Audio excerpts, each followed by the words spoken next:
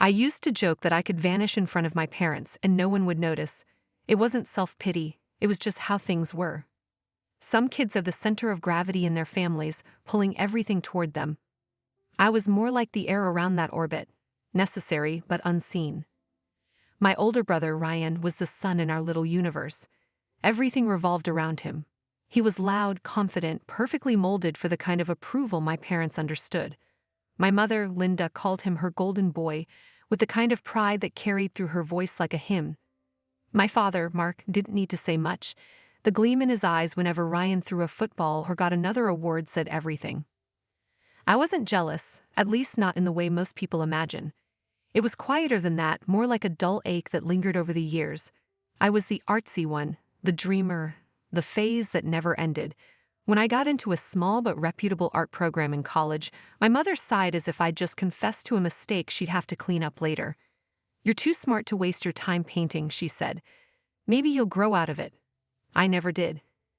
At family dinners, my ideas and thoughts slipped through the cracks like spilled water. I could speak, but my words didn't seem to land anywhere. I learned to stay quiet, to smile when Ryan talked about his football scholarship or when my parents bragged about his internship at a marketing firm. I'd nod, sip my drink, and let the sound of their pride wash over me like static. The only person who really noticed me, was Grandma Evelyn. She was my mother's mother, but they couldn't have been more different. Where Mom was sharp and ambitious, Grandma was grounded and quietly fierce.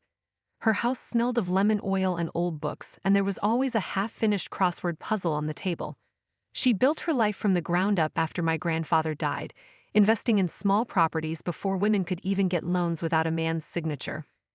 They told me it wasn't ladylike to talk about money, she'd said once, pouring tea into mismatched cups. So I started buying things instead of talking. I spent hours with her, sometimes talking, sometimes just existing side by side.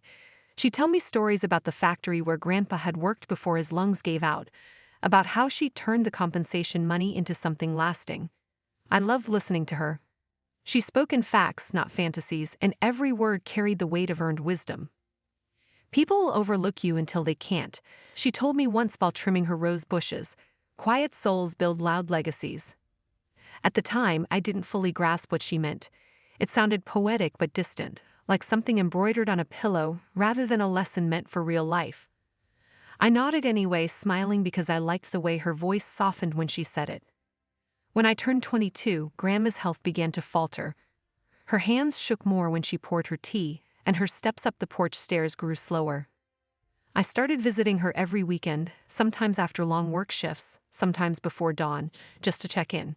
I cleaned her porch, repainted her shutters, cooked her meals, and organized her medications. None of it felt like a burden. It felt natural, like returning a favor I didn't even realize she'd given me. My parents visited too, but their visits had a different rhythm. They'd arrive dressed as if for inspection, Mom in her pearls, Dad in his pressed shirts, and they'd bring flowers from the grocery store, still wrapped in cellophane. They always started with compliments. "Mom, this house looks great," Dad would say, his voice just a bit too loud. "You're really keeping up with it." Then, after coffee or cookies, the tone would shift. "But you know, taking care of this place must be expensive," Mom would add, feigning concern. "Maybe it's time to think about distributing your estate early, so you can see how it helps us." I'd be in the kitchen, pretending not to listen, but my stomach would tighten each time. Grandma never argued. She'd nod politely, change the subject to something trivial, and pour more coffee. But I noticed the small things, the way her lips pressed together, how she'd tap her ring finger on the table when she was annoyed but didn't want to show it. Sometimes, after they left, she'd shake her head and mutter, "They think I don't see through it, but I do. I always do." Then she'd give me that knowing smile, the one that made me feel both seen and safe. Looking back, I realized those moments were more than comfort. They were record-keeping of another kind. She was always observing quietly like me. At the time, though, I thought she was just being her usual self, calm, composed, a little mysterious. I didn't understand that beneath her kindness was something sharper, an intelligence honed by decades of watching people reveal who they really were when they wanted something. When I left her house on Sunday nights, I'd hug her tightly, breathing in the faint scent of lavender and old wood. "Take care of yourself, Grandma," I'd say. She'd smile and reply, "Don't worry about me, sweetheart." I've got everything under control. And she did, I just didn't know how completely. Because while my parents came with smiles and hidden motives, I came with care and no expectations. And Grandma, wise, deliberate, and always 3 steps ahead, was taking note of every visit, every favor, every request. At the time, I didn't realize she was keeping score. But she was. When Grandma passed, the house smelled faintly of lilies and cedar, a combination I would forever associate with both mourning and memory. The funeral itself was serene, almost breathtaking in its quiet dignity. Neighbors from the block who remembered her as the tireless woman who flipped houses and volunteered at the community center, distant cousins I had never met, even the local librarian who'd loaned her the same books for decades, all gathered to pay respects. Her casket, dark mahogany, gleamed in the sunlight streaming through the church's stained glass windows, the colored light dancing like gentle whispers across the floor. I held myself together through the ceremony, my grief tempered by the years of closeness I'd shared with her. Ryan, as expected, lingered at the front with Mom and Dad, his face an impassive mask, but I could see the curiosity flicker in his eyes, the kind of curiosity that comes when someone is waiting for a small inheritance to materialize in front of them. After the final prayers, the guests filed into the lawyer's office. Mr. Pritchard, a man with gray-streaked hair and a voice that had the uncanny ability to command attention without ever seeming harsh, prepared to read the will. I felt a strange tightening in my chest, an unfamiliar anxiety that mingled uneasily with sorrow. My parents seemed more like hunters waiting to pounce than grieving children. Their smiles were brittle, strained. Every gesture of decorum was a performance, and I could see the calculations behind it. "Let us proceed," Mr. Pritchard said, his voice calm, measured. The silence that followed was almost palpable. I gripped my knees under the polished oak table, trying not to shake. "To my granddaughter, Ashley Bennett," he began, "I leave the sum total of my estate, including the home, savings, and investments, valued at approximately $3 million. The room seemed to collapse inward. The words hung in the air like storm clouds. My breath caught, and my throat went dry. I blinked rapidly, as if willing the sentence to rearrange itself into something more familiar, something that didn't feel like a betrayal. "That can't be right," my mother's voice cracked, high-pitched and trembling with disbelief. Her hand clutched at the arm of her chair as though physically anchoring herself against a tidal wave of emotion she could not control. Dad leaned forward, his face flushed a deep shade of red. His jaw tightened, and I could almost hear the gears turning in his head. She must have been confused. Evelyn was old. Ashley probably manipulated her. His words hit me like shards of glass. Every syllable was an accusation, a direct assault on the years I had spent caring for Grandma. I remember my hands trembling, small but uncontrollable. The room tilted, the faces around me warping in the sheen of tears and fluorescent light. My heart pounded, and I could feel the burn of tears threatening to spill over. I wanted to scream, to defend myself, to shout every word I had left unsaid through decades of invisibility. But all I could manage, barely audible over the hollow echoes of disbelief, was, "I never asked for this." Ryan stood behind them silent, a shadow lurking at the edge of the chaos. His expression was unreadable, but I could feel the weight of judgment pressing down, the unspoken question in his eyes. How did you take what was rightfully ours? It was surreal, watching the people I trusted the most twist themselves into monsters before my eyes, monsters dressed in grief and entitlement. For the first time, I understood the real power of wealth, not as a tool for comfort, but as a lens that reveals the truest nature of people. And my family, the people who had shaped my earliest sense of love and belonging, were suddenly strangers. The days after the funeral were worse. The letter came crisp and official, the legalese almost comical in its cold detachment. My parents were suing me for undue influence and emotional manipulation. They claimed I had exploited Grandma's frailty, that I had somehow coerced her into leaving me the entire estate. I read the complaint 3 times before I could believe the words on the page. I was 25. I worked part-time at a bookstore, juggling shifts and overdue bills, struggling to keep my rent paid and my car running. The thought that I was being accused of financial manipulation felt absurd, grotesque, and painfully ironic. I had spent years quietly supporting the woman who loved me the most while my parents hovered like vultures, and now I was the criminal in their narrative. The psychological toll was immediate and suffocating. I began second-guessing every decision, Every smile, every visit to Grandma's house. Had I said the wrong thing, been too eager to help? Too respectful of her wishes? The rational part of me knew the answer, but the seed of doubt planted by my parents' words gnawed at my mind relentlessly. Friends tried to console me, but who could understand? Who could understand that the people who should have loved me without question were now orchestrating my ruin? Even my apartment felt claustrophobic, the walls closing in as if echoing their accusations. Sleep became a stranger. I would lie awake at night, staring at the ceiling, thinking about every visit to Grandma, every gesture of kindness, every quiet conversation, and wondering how it had been turned into evidence against me. And through it all, I clung to one stubborn truth. I had never manipulated her. I had only ever been present, attentive, loyal.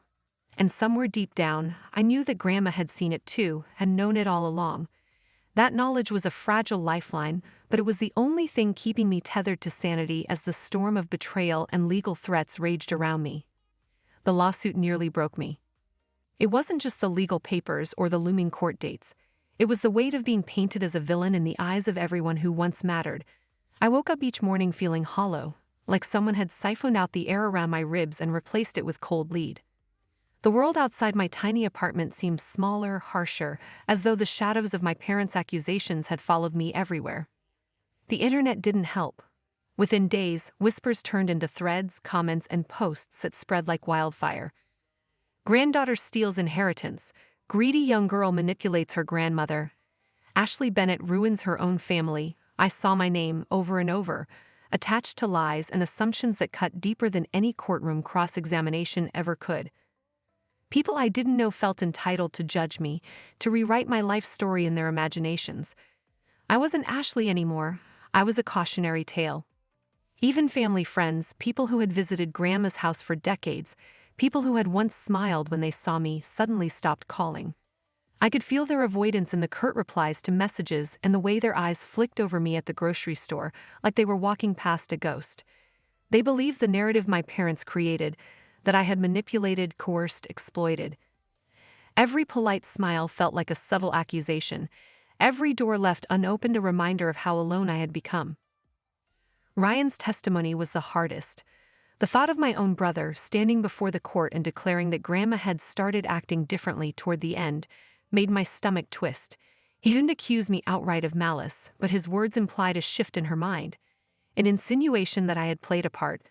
I had spent 25 years knowing him as a brother, sharing a childhood and family vacations, and now he was aligning himself with their version of reality, casting me as the manipulative interloper. I couldn't reconcile the boy who taught me how to ride a bike, who whispered secrets in the dark of our shared room, with the man in the courtroom. Every night, I sat in my apartment, my legs pulled up to my chest, staring at the pale walls. The fluorescent light above hummed faintly, almost like it was mocking me. I questioned everything. Every visit to Grandma's house, every meal I cooked, every time I'd wiped her counters or refilled her sugar jar. Had it all been wrong? Had I been blind to how it could be twisted against me? The room felt suffocating, the city noises outside a relentless reminder that life moved on, indifferent to my torment. I even considered giving it all up. The money, the house, the investments. Maybe if I handed it over, the whispers would stop. Maybe my parents would finally be satisfied, and I could retreat into the quiet obscurity I had always inhabited. I imagined walking into a bank, signing forms, and releasing the estate, a symbolic surrender that would buy me peace. The thought was tempting, almost intoxicating. But then I heard her voice, clear and unwavering, echoing in my mind. Quiet souls build loud legacies. I remembered the afternoons on her porch, the warmth of the sun on our shoulders, the way she'd look at me, not with pity, not with condescension, but with a kind of understanding that penetrated every layer of my insecurities. She had seen me, truly seen me, in a way no one else ever had. Every visit, every conversation, every small act of care had been noted by her keen, deliberate mind. She had chosen me, not out of obligation or whim, but because she trusted me to honor her life, her values, her story. It hit me then, in a slow and painful clarity, that this wasn't just about money, it never had been. Grandma's estate was a test of character, a measure of integrity. My parents' claims were not just attacks, they were attempts to rewrite the past, to erase the truth of the years I had spent faithfully caring for her. The fight wasn't for $3 million, it was for the one thing they could never take: my reputation, my honor, my voice. I began to steel myself. I revisited every memory, every detail of my time with Grandma. I wrote down her instructions, her subtle cues, the way she always smiled when I asked if she needed help, the way she never once hinted that she wanted anyone else to manage her affairs. I recorded conversations, collected evidence of her independent decisions, and even documented the visits my parents made and the favors they asked of her. Everything. I wasn't just fighting a lawsuit, I was preserving her legacy and by extension my own. The isolation was intense.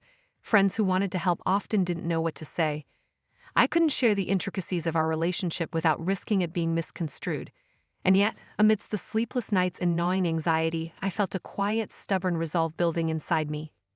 I refused to be the villain in a story my parents were trying to write. I refused to let years of care and loyalty be reduced to lies.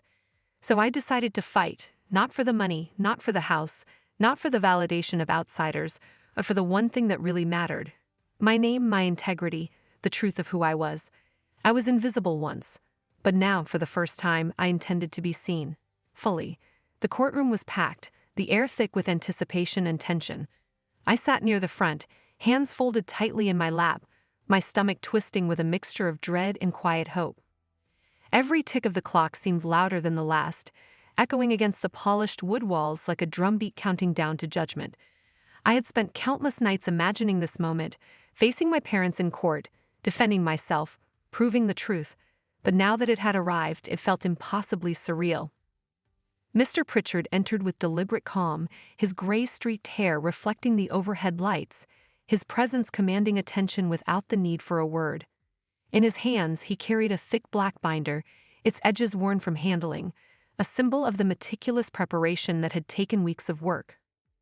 He placed it on the table in front of the judge, the sound of the binder snapping open resonating like a declaration of inevitability. Then he looked directly at my parents, his gaze sharp, unwavering. "Mrs. Evelyn Bennett anticipated this," he said, voice steady and unwavering, carrying across the courtroom with precision. I felt my heart spike. This was it. The culmination of years of loyalty, care, and quiet dedication finally laid bare in evidence that could not be ignored. Mr. Pritchard began opening the binder, revealing stacks of neatly organized papers, each page densely filled with careful handwriting. These weren't just notes, they were a chronicle, a record of life itself, maintained with extraordinary attention to detail. The handwritten logs spanned 3 years. Every visit, every phone call, every small gesture was accounted for. Every favor requested, every question asked, every act of care. No detail was too minor to escape Grandma Evelyn's notice. "Mark asked for $15,000 to fix the car," Mr. Pritchard read, pausing for emphasis, "spent on a new fishing boat." The courtroom murmured. Eyes flicked to my father, whose face twitched imperceptibly. The words hung like a guillotine above him. He turned the page. Linda came by, brought cookies, asked about transferring title to the house. My mother's hands clenched in her lap. I could see the first flush of fear creeping into her expression, the brittle confidence that had carried her through the initial shock beginning to fracture. Then, with a calm finality, Mr. Pritchard's voice resonated again. "Ashley came Saturday, painted porch, refused money, brought soup." The courtroom seemed to exhale, the collective weight of truth settling over everyone like a tangible presence. The pages were dated, signed, and crucially notarized by Mrs. Evelyn Bennett's neighbor, a retired notary public who had witnessed the entries and affirmed their authenticity. I felt a trembling relief course through me. Every accusation my parents had made, every insinuation of manipulation, every twisted claim of coercion was being undone, page by page, in black ink and concrete evidence.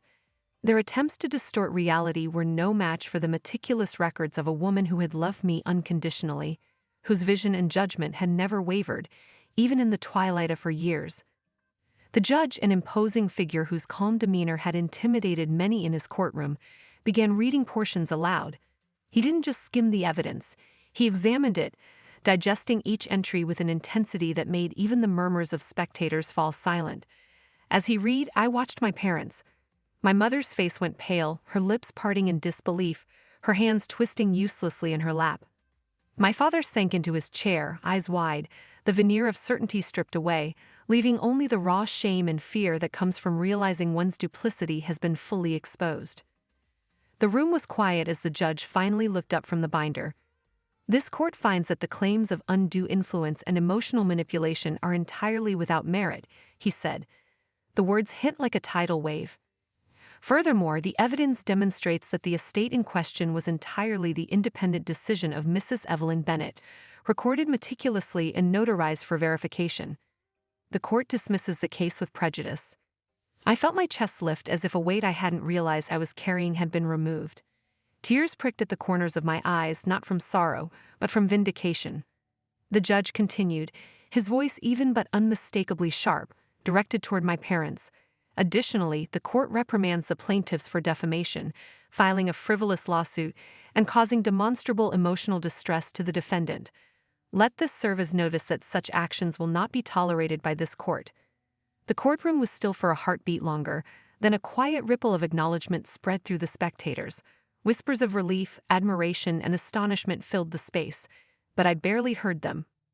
My attention was fixed entirely on the binder, on the pages that chronicled my grandmother's life and choices, on the proof that I had not just survived but had been recognized in black and white for the truth of my loyalty. For the first time in my life, I felt fully seen. Not as the quiet girl in Ryan's shadow, not as the phase my parents had dismissed, not as the supposed manipulator they had accused me of being, but as Ashley Bennett, a granddaughter who had cared deeply, honestly, and selflessly for someone who mattered most. The fight had been painful, isolating, and relentless, but in this moment it was undeniable. The truth had come out, and I had prevailed. Even as my parents slumped back in stunned silence, the room seemed to hum with an almost electric sense of justice fulfilled. The air felt lighter, somehow purer, and I realized that this wasn't just a legal victory. It was a reclamation of my identity, my dignity, and my voice. I had been invisible for too long, and now, finally, I was seen. I didn't celebrate. There were no parties, no champagne, no triumphant posts on social media. I didn't feel the need for validation from anyone else. The courtroom drama, the dismissal of the lawsuit, the reprimands of my parents, all of that had been satisfying in its own way, but it wasn't what I needed. I wanted something quieter, something that belonged only to me. I went home and, without hesitation, walked straight to Grandma's porch. The blue paint I had brushed so many weekends ago was chipped in places, peeling from years of weather and neglect.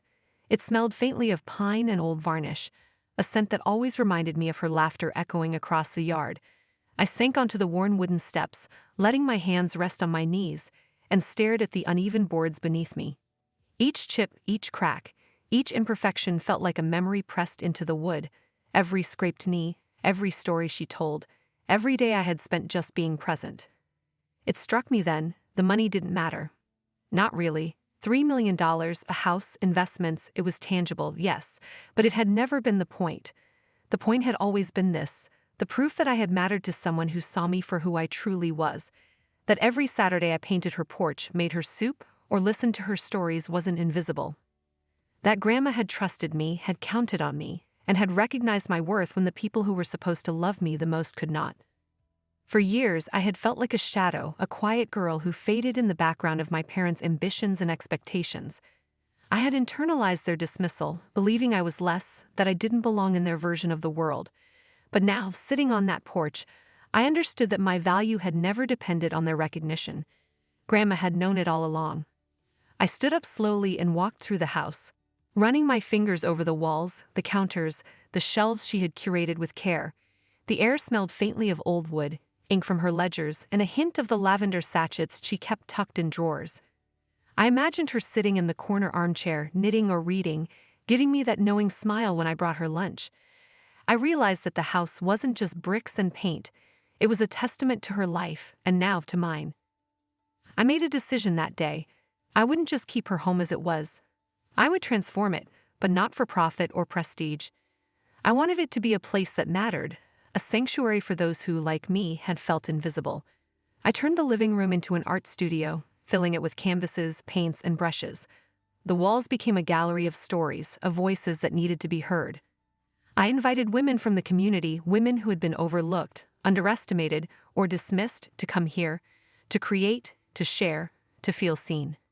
Each brushstroke, each sculpture, Each story whispered into the space became a living testament to the quiet souls Grandma had spoken of. Months later, a letter arrived from my mother. I opened it reluctantly, expecting some attempt at reconciliation or another round of blame. There was only one line, scrawled in a careful hand. We didn't know she was writing it all down. I didn't respond. There was no need. That sentence, simple as it was, revealed everything. They had seen the surface of her life, tried to manipulate her, tried to claim what they felt entitled to. But they had never understood the depth of her vision or the clarity of her judgment. Some people need to lose everything to recognize what they had, and they still didn't truly see. As for me, I had gained something far more valuable than money or property. I had gained peace. The peace that comes from knowing you acted with integrity, that you honored those who trusted you, and that your worth is not determined by the ignorance or greed of others. It was a quiet, steady satisfaction that pulsed in my chest and spread to my hands as I set up another easel in the studio. I'd often thought back to her words, "Quiet souls build loud legacies." At the time, I had not fully understood them. I had assumed it was some vague encouragement, a platitude to keep me going. But now I understood. It was a blueprint. A legacy isn't built in loudness or recognition. It's built in constancy, in care, in the moments that no one notices until they can't be ignored. Grandma had left me more than money. She had left me her faith, her vision, and the knowledge that the quietest lives can echo the loudest when lived with integrity and love. I looked out at the garden she had tended, the chipped porch, and the bright canvases lining the walls. I realized that her legacy had become mine, not in inheritance alone, but in purpose. And as I watched the sunlight hit the blue paint I had brushed years ago, I smiled. For the first time in my life, I felt fully, undeniably seen. And in that quiet triumph, I knew she was right. Quiet souls do build loud legacies.